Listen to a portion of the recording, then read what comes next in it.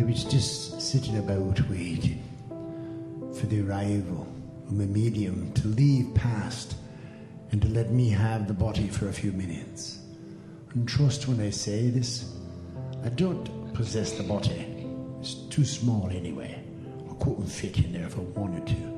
What I was doing just a moment ago is I was playing with this young man's fingers back here. Well, I wasn't playing with him, I was just riding up and down on him. Quite a thrill, you know. He tickles those little ivory things so beautifully. Did you notice that sometimes his fingers aren't connected to his brain? Oh yeah, it just kind of takes over. The spirit just kind of takes him over, I think it is. It's like when the little girl over here, she was just, I didn't mean to call you a little girl, but you're a little girl. I was talking about this little girl over here and she started to sing. And it's like not a bird, not a chorus, not even like an angel. It's more like the breath of the Creator. It just flows from her in such an even formation of particles. Did you ever notice when she's singing, sometimes you can feel it better than you can hear it? That's because it is the breath of life. And then there's this young fella sitting next to my medium here. Young fella he is, I tell you. But what a blessing he is to your earth plane. Well, I could go on and tell you all about that. I could even tell you about the young fella named Alex over there that my medium picked on all the way through his session. And by the way, Alex, paybacks are kind of tough on him because tomorrow I'm taking his whole session. He doesn't know it yet, so don't tell him. I'll tell him later on this evening. No, he had told me one time, he said, you know what I love about when we go places with Lee Carroll, he says that the people really love you, Master Carroll. I said, do they? He said, oh yeah, they do. And I said, well then why don't you give me more time with them? He didn't have an answer for that one. So tomorrow I'd like you to prepare your questions and answers. And we'll set up a microphone over here. And now let me just give you an example. I'll give you an example how this works, and I'm going to bring my good friend Kryon about. See this aisleway right there? All the way up there with a big fella standing. You go to the top row, and you go 1, 2, 3, 4, 5. 5. Would you stand up just a moment, please? How do I know these things? Number 5, that's it. Are you number 5? You're number 5. 1, 2, 3, 4, 5. You tomorrow can be first in line. Because you have a question, don't you? Isn't it amazing how I know these things? Blessed, you can sit back down. But so tomorrow, I'm going to let the medium have about 5 minutes with you. He'll probably do something like shameless advertising, as he calls it. I'll let him have about 5 minutes with you, and then I'm going to let you come and ask him questions. And then later on, I don't think that's in the tomorrow, I think that's in the next day. Whenever he was scheduled here, I'll be here for him. Don't worry about a thing. But I came here with a message this evening. And my message is quite simple. There are many on your human world right now that have come to the sanctity of knowing. Listen to what I'm saying now. They no longer are willing to use 3 dynamic little words in succession with themselves. Those 3 words, I don't know. They, my friends, are the cancer of your vocabulary. Because the moment you say, I don't know, that's the moment you cut off your higher self.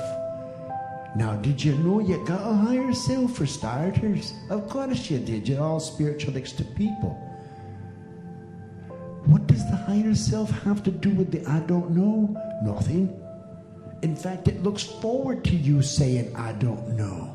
You say, Kira, could you be plain with us? Yeah, I'll be as plain as I can.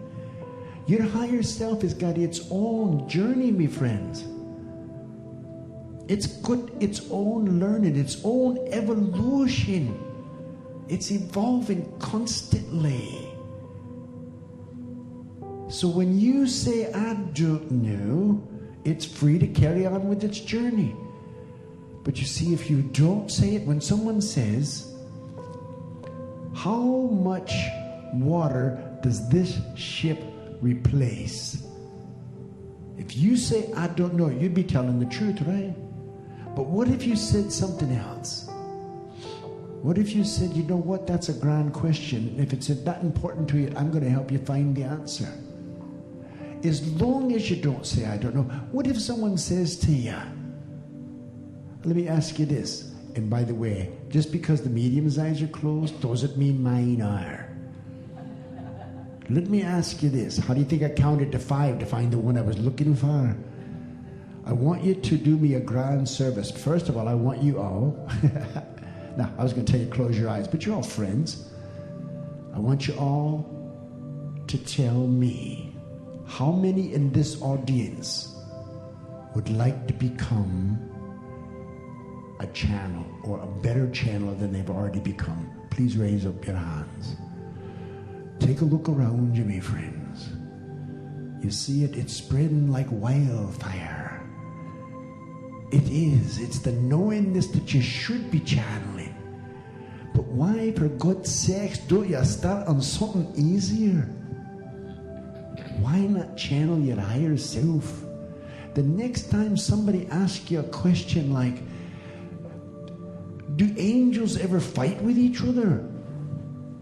Instead of saying, oh, I didn't know, I'm not an angel. Why don't you call on your higher self? Call it higher self if you want to. Say, higher self, do angels fight? And then listen. Now listen to what I'm going to say. Don't wait for your higher self to come in right over by your ear bone here and go, no, they don't. Listen to your heart speak, and your heart will say, I would imagine at some point in their evolution they probably did, but I'm thinking now they've probably quit it. Now, which is a better answer? That one or I don't know? Let it go, my friends. Start your channeling today. Start your channeling today. Open up your heart. Let yourself be free of this dimensional pull that you call earth unknowing. And let yourself join forces with the spirit of knowing. Earth unknowing, spirit knowing, you make a choice. And I'm thinking this. All of a sudden, your world gets so much the more powerful. I'm going to let the beautiful Kryon energy come and share with you. But before I do, let me say this. They call me a seventh dimensional being. Well, thank you. Did you want to take another one? That's a nice picture, wasn't it? It's very pleasant. I like pictures. There are those that call me a seventh dimensional being. Then there are those who would suggest, wait a minute, I thought the only people or the only beings were the great masters like Master Jesus, and he's only from the sixth dimension. How did you get to become from the seventh dimension? And I'll tell you a number of reasons, but here's the best one I can think of. Thank you. Here's the best one I can think of. Hold on, don't spill the water. If I don't water the medium every now and then, he gets all dusty. The reason I'm from the seventh dimension, because it's the dimension of transformation. And we go around the cosmos looking for little planets such as this that are looking for a great shift. And we make an appearance. And we work with the magnetic forms that are here. We don't dominate them. We don't try to fix them or tell them anything. We look at what they're doing and we try to enhance it. And don't you know, when they see us coming, thank you, when they see us coming, they want the same thing. You have no idea how popular I am, Kryon. They're taking pictures of me. If you don't stop taking the pictures, I'm not like a Kryon talk, you know. I have more fun with the human world than almost any world I've ever had fun with. And I know that you think you shouldn't be saying that, because how can I be having fun when you've got people dying in the streets of Detroit, or starving in Africa, or dying in a war? How can you have fun? You know what it'll tell you? One day you're going to discover the most fun thing you can do is be in love. And when you find love, you find fun. And I'm telling you, I've found it, and I'm sharing it with you. So that said, me friends, I'm going to bring this most dynamic, beautiful, energetic pattern that you all so lovingly call Kryon. And don't you know, sometimes you say, hey, Kryon, what do you think about this? You have no idea who you're talking to. This is a magical being of light that's so deeply intensified in love and light. And it's here serving with this young fella, Lee Carroll, because it loves ya. So go ahead and smile if you like. Kryon, how would you like to address the beautiful people today?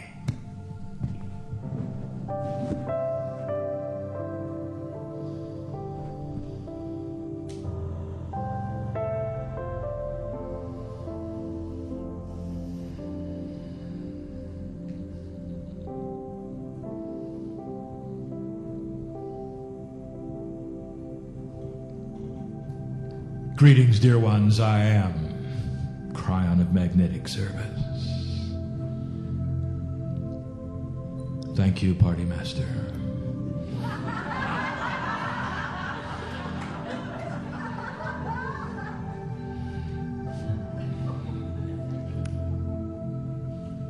Brothers on the other side of the veil. Indeed, we are. And if you felt perhaps a touch in your heart for either of us, from our realm to yours, it is because you are a sister, you are a brother as well. You know us both when you're not here. Sometimes this is a spectacle to some of you. Imagine speaking to an entity from the other side of the veil. Well, my brother just mentioned it.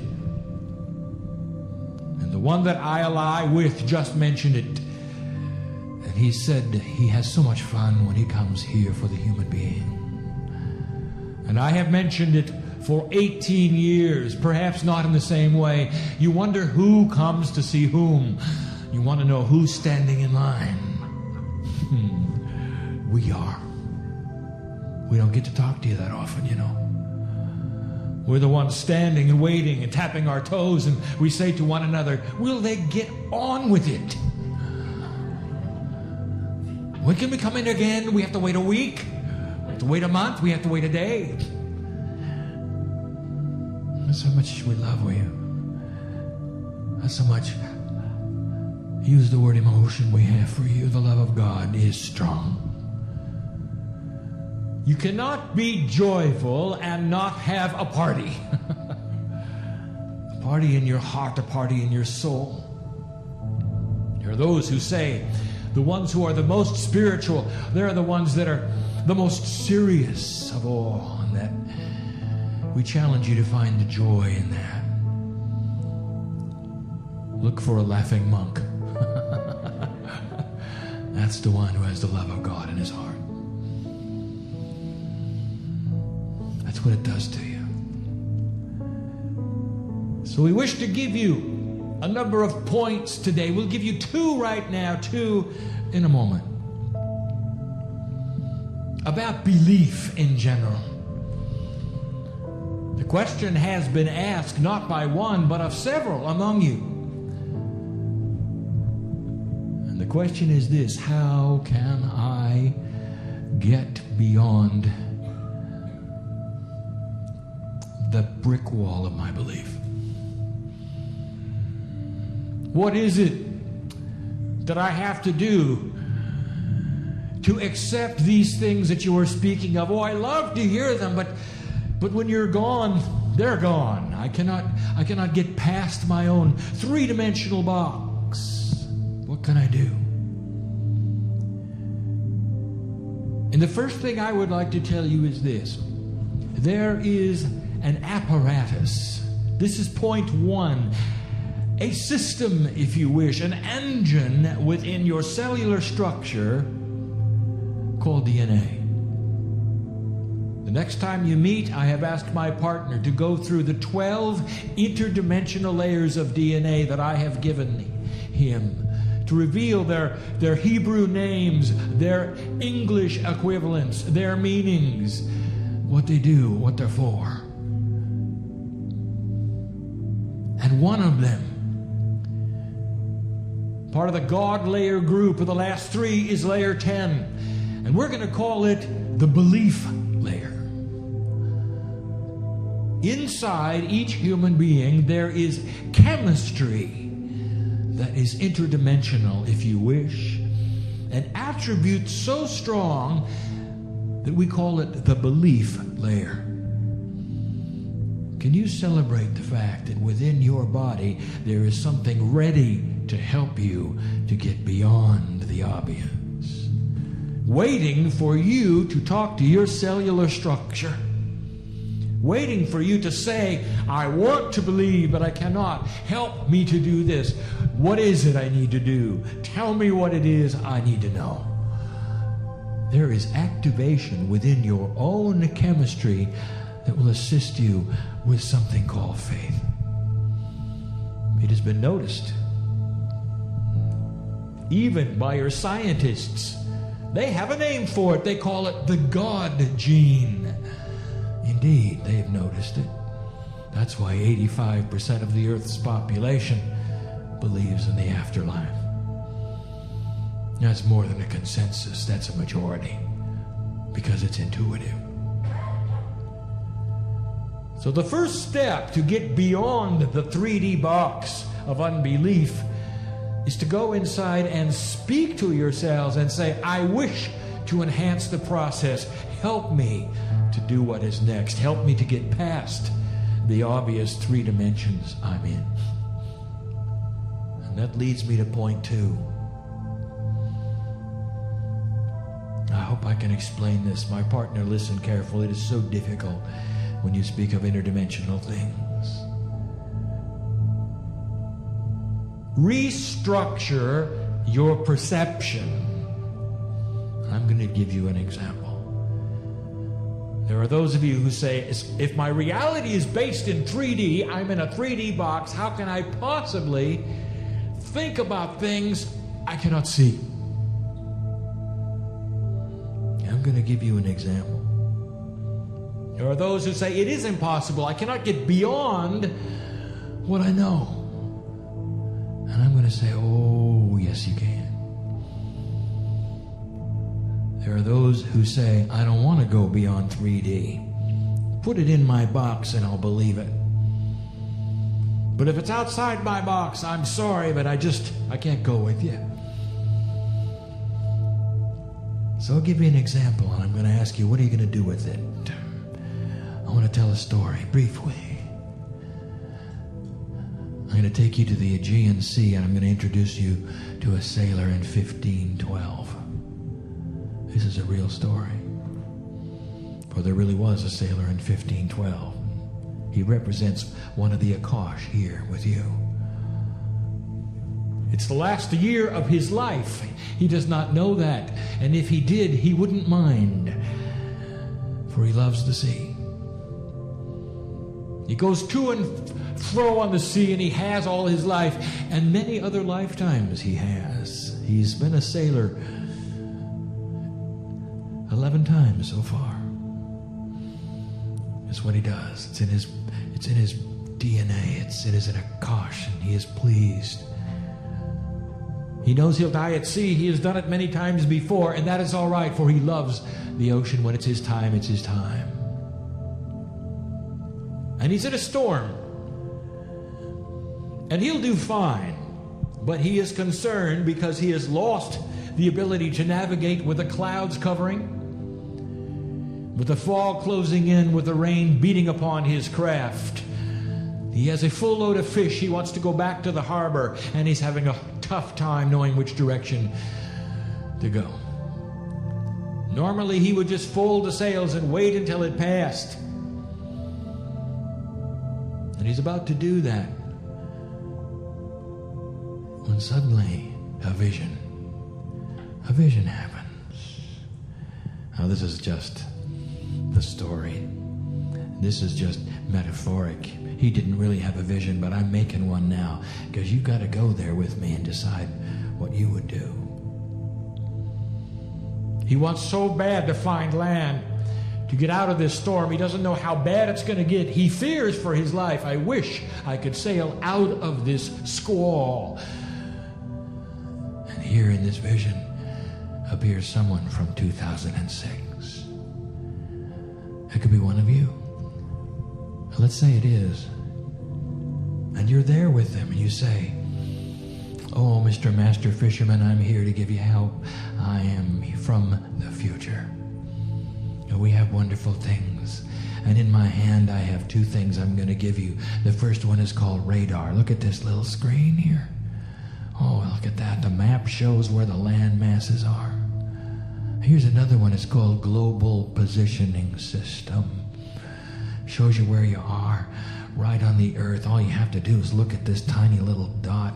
Take a look. That's where you are. That's where you want to go. And I'll tell you what this man, this 3D man of 1512 is going to do with you. He's going to call you the devil. And if you don't get out of there quick, he'll jump overboard to get out of your energy, because you've got black magic. Do you understand what I'm saying to you? He has brought himself to a position where he works in a 3D box.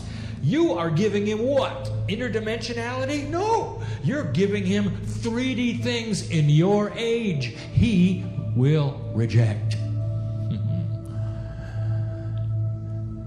So here comes the Kryon. I've got some things for you.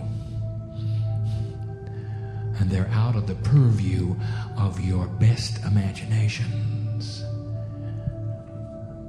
Here's a little radar screen. It's called spiritual intuition. Works with your DNA. Can help to heal your body. You can know what's up just by being in energy. You have a map of your own that helps guide you from one place to another. Here's something. We'll call it angelic positioning system.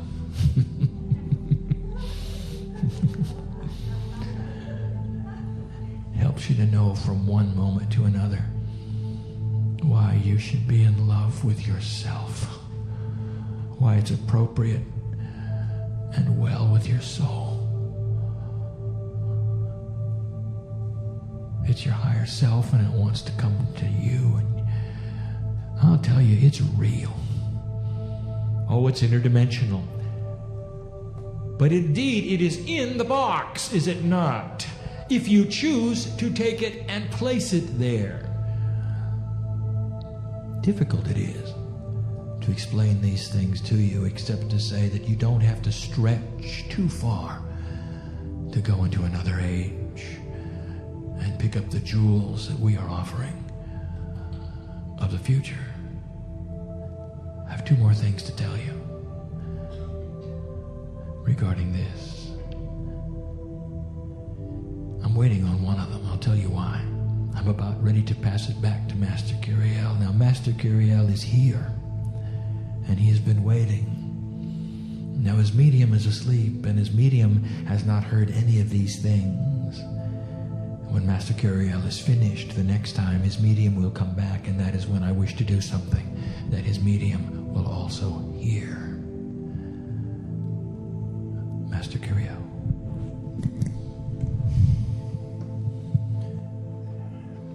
I've got to be a bit honest out there with you for a moment. When Kryon started to talk about this old sea captain, I got a wee nervous. Because, I've done a couple of lives myself on your earth plane. And I don't do the birth thing. I don't like that one. It's very uncomforting. But I did a couple of walk-in things. And honest as I could be, I thought he was talking about me there. But he was a little beyond in the time.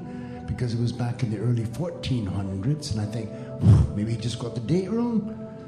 But sure enough, there I was. I'd already made the connection because I found out about all these wondrous the astronomers and energetic patterns. And there was these great discoverers and these seafaring men that was going across the oceans and finding untold beautiful things like silks and rices. And I said to the Creator, I said, I want to do that. And the Creator, who loves me a lot, he said, all right, I'll give you a ship. And I said, oh, good. And the next thing I know, I'm walking up a gangplank, and they're saying, welcome aboard, Captain. And I'm saying, wow, not only am I on a ship, I'm the captain of the damn thing. I said damn, didn't I? I did. Sorry. But anyway, I'm the captain of this thing. So I'm thinking I'm pretty good, except there's a small problem. I've got to get with my higher self and find out how to steer the darn thing, because I don't have the slightest idea. So I turned to one that they called me first mate, and I said, get us out apart, I said. And he said, gladly, Captain, welcome aboard. And next thing I know, we're out on the sea. And so I says to this young first mate, I says, what you got downstairs? Have we got any gold and silks and stuff? Because I'd heard about him from the other worlds. He said, no, we don't have them, Captain. I said, oh, what do we have? Do we have cargo of great value, like pearls and charms for the kings and queens of those who we're going to meet? He said, oh, no, Captain, we don't have them either. I said, for God's sakes, what have we got?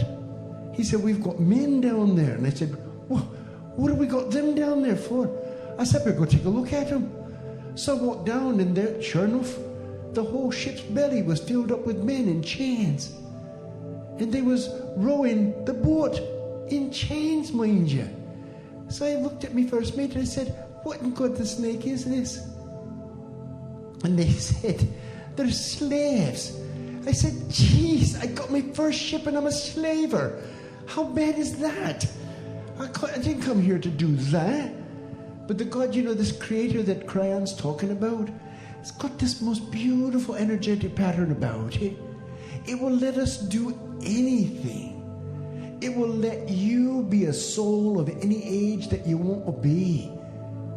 You can be a young soul if you want to. You can hold up the local 7-Eleven with your pistol. You can shoot somebody. And the Creator, well, that's part of the evolution, isn't it? So I went down there in that hold and I started talking to some of these beautiful men. And I got to know them. And then I came back up on top of the ship and I said to me, first mate, I says, I'm going to steer the ship for a while.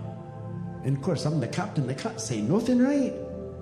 So I started steering in a whole different direction. They said, oh no, we've got to deliver these men. We've got to deliver them. I said, I know, but I'm going to deliver them something all brand new.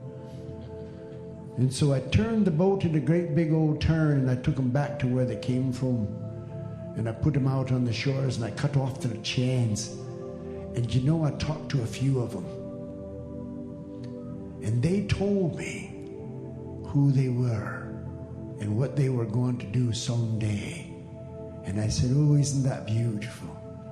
One of those would turn out to be a young fella by the name of Martin Luther King Jr. And don't you know how proud to this day I am of that young fella? So what is the moral of what I'm trying to say to you? I'm trying to say to you that in your very fabric, in the weave of your consciousness, is always the right thing to do. The question is, does it fit with your evolutionary journey? Have you had the opportunity to experience being a down, loathsome being? Have you had the opportunity of being poor before? Have you been having an opportunity to be mean? And did somebody come about that would let you be mean to them? Well, that's kind of how it works, doesn't it? You can't be mean to somebody unless they let you be mean to them. And that person that might let you be mean, do you know how much they must love you to take that? Do you know how much that person who you have a hatred for today, oh, not all of you, of course, but somebody out here hates somebody, And you know that somebody that you might be hating? That might be one of your best spirit friends you've ever known, taking on that body, giving you the opportunity to hate in hopes that you'd get past it. But oh no, not you. You got that hate and you're going to hang on to it. And then if that doesn't work, you're going to go to war over it. But I'm going to tell you something, lads and lasses. Hear it well, and then I'll get on my way and let me meet him back to listen to Kryon finish up.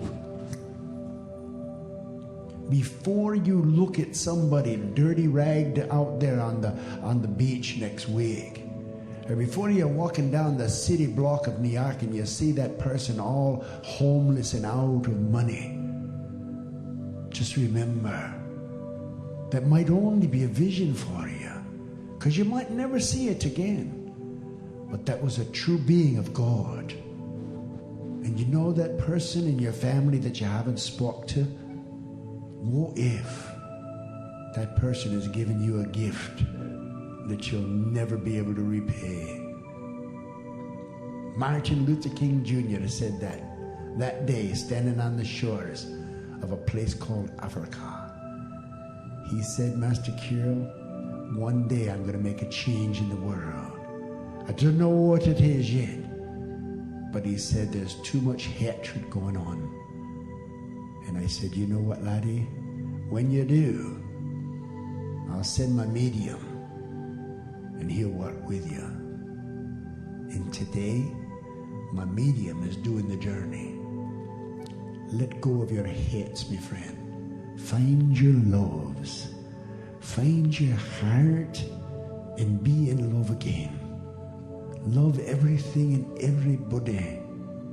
Be safe, but love. For in that, you'll find the peace that you're searching for. And the last thing I say to you, my friends, in that time when Kryon found his medium and I woke mine up, they call it the concordance or the convergence or it's a C word somewhere. But I'll tell you what it is. It's when the population of the world chose to shift.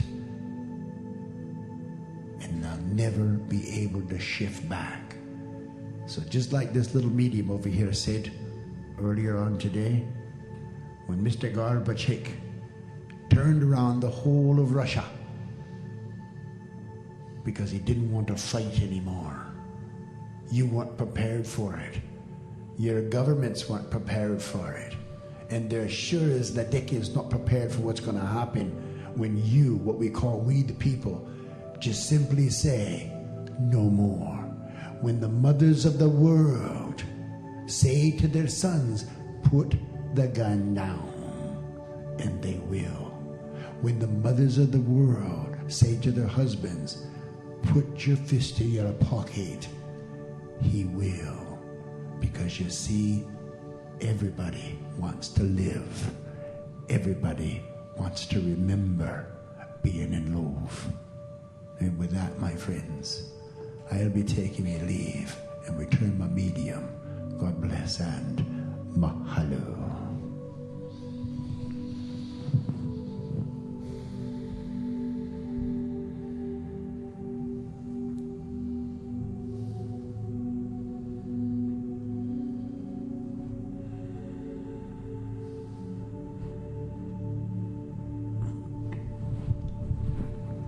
Great words of promise, and it is a promise.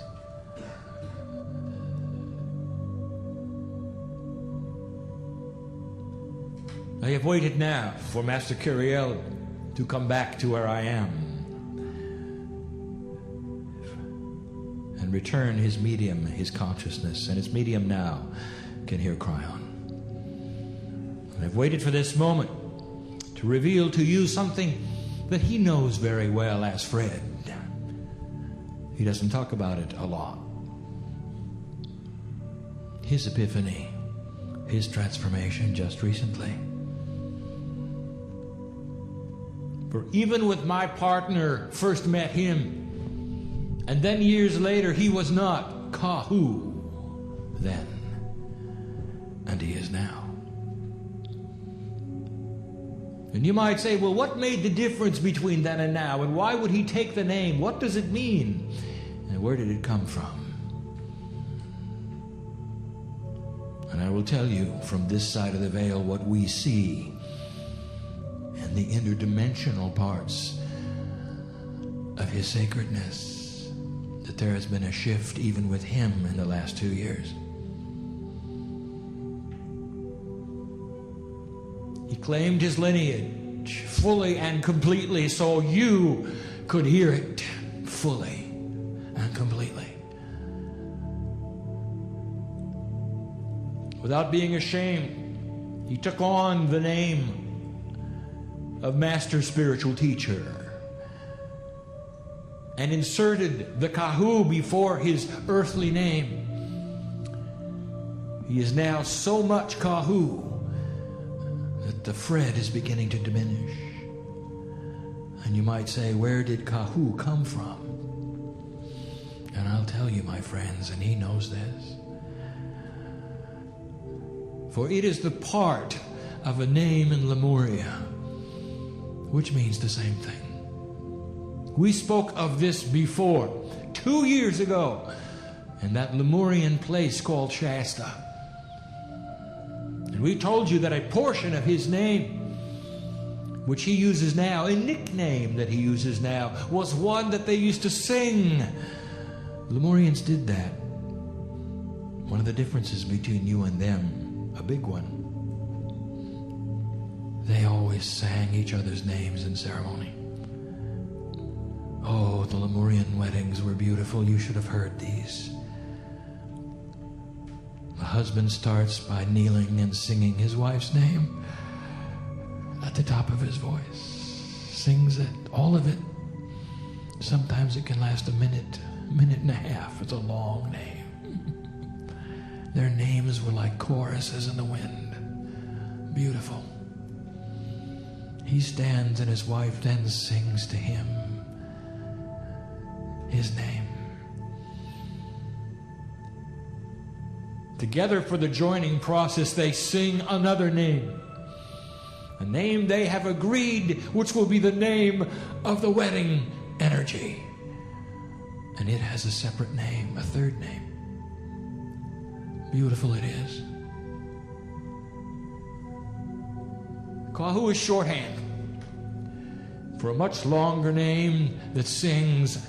I will not sing it all, but somehow I want to start just to tell you it's beautiful. It starts Kau milai mi, Kau milai mi, and goes from there to a beautiful song. He reached down into his own Akash, into the memory, and picked it out. And that's who he is. His greatest strength, and the one he is feeling coming up, is that of healing. Oh, his teaching is profound. And he will remind you of the energies of earth just as he did today. But I will read his future for you.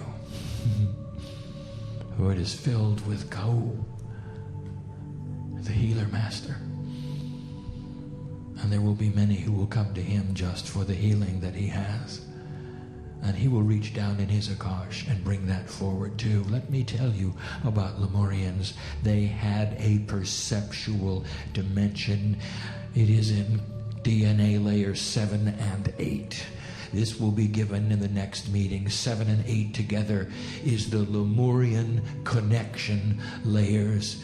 Together, 7 and 8, they equal a 6 in numerology. The 6 is the master. It is the most sacred number on earth.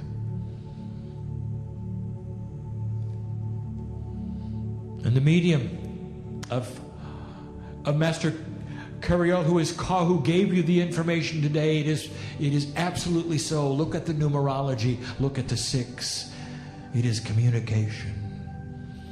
But 7 and 8 are the Lemurian layers, and they are extra perception of dimensionality. They understood DNA. Doesn't everyone? They could see the structure. It's intuitive. There were those who would say, how can that be? How can you be born with intuitive knowledge of how things work, the solar system, DNA, all of these things? I will tell you, it is just like the animals have this extra sense on your planet. You call it instinct. They come out of the mother's womb and instantly they know how to forage for food. They know who their enemies are. They're ready to fight and flee. There are some things that don't have to be taught. They know them. It's inside their DNA. Lemurians had that, layer 7 and 8. And you have it too. It's been dormant all these years.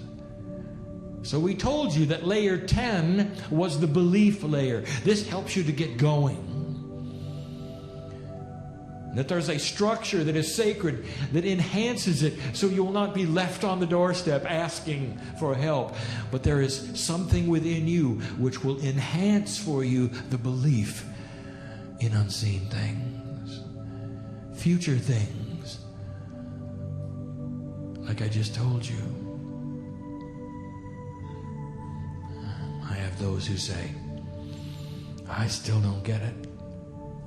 All right, let me tell you this. You go to your vehicle and you sit in the seat and you start it up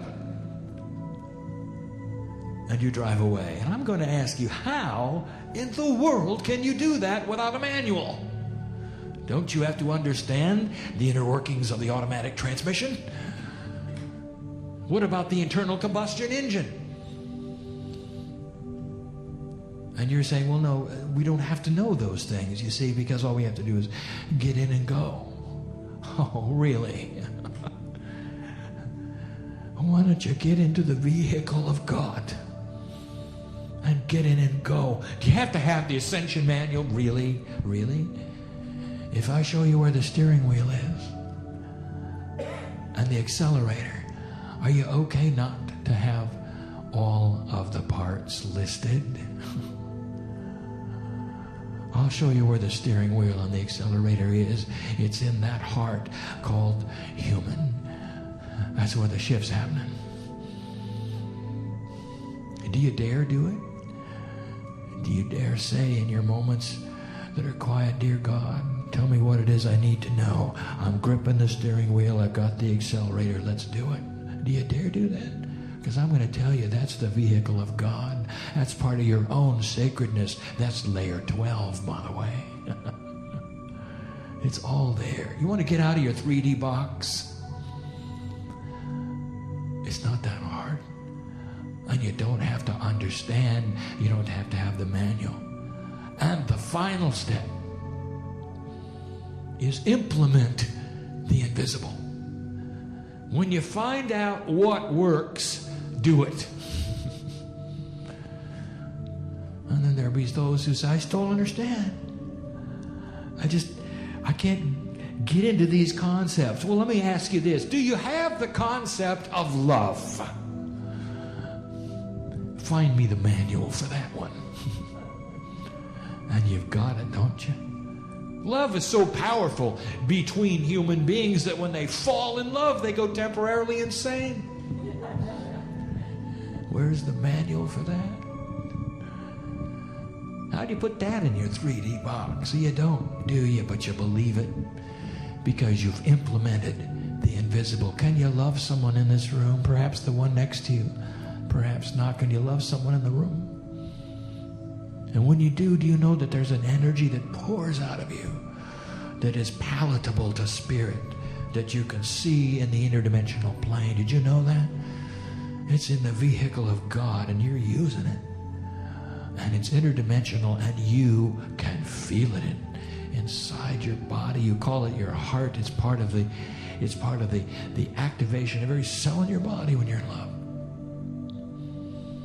I'm in love with you. Can you love yourself like that? Can you love the golden angel that stands next to you with your face on it? Can you be in love with Spirit? Do you dare do that?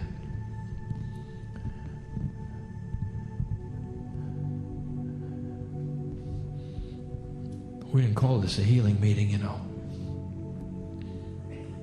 We're sitting next to Co,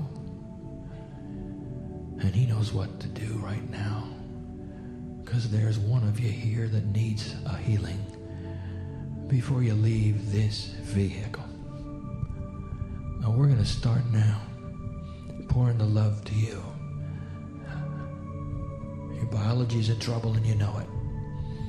I'm not going to identify you. What I'm going to do is I'm going to ask all of those in this assemblage to implement the invisible. I'm going to tell you there's a cosmic intelligence that intuitively you will see this person, not their face, but their countenance, the country they come from, the trouble they're in. And I want you to pray for them right now. I want you to turn your light to them right now. I want you collectively to begin a healing for this one. Be the lighthouses that you came to be. You don't have to know the name of the ship, do you? To turn on the light and steer them into the harbor, do you? Do you need the manual? Do you need their name, really? Do you really need their face? Or can you get into that vehicle and drive it? Turn on that light right now. I'm going to ask you to send light to this person. And they're going to know who they are. And they're going to feel their cells start to vibrate. That's why they came here, and they knew it. You want to know who you are? You're here to help them heal. That's who you are. Today. So much to discuss. So much love to give. Until the next time. And won't be long. We're so glad you're not going to make us wait a week. So it is.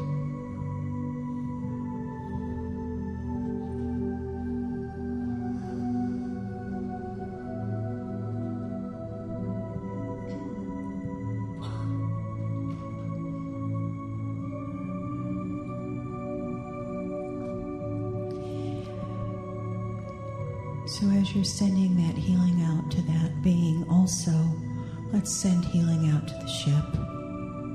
Just see a wonderful light from your higher self floating through the ship, touching each special being on the ship.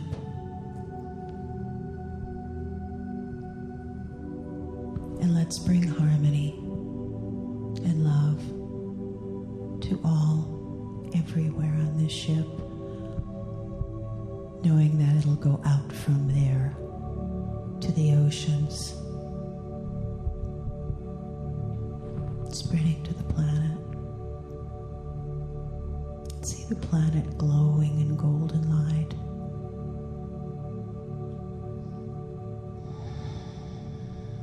And hold this as your truth and your intention.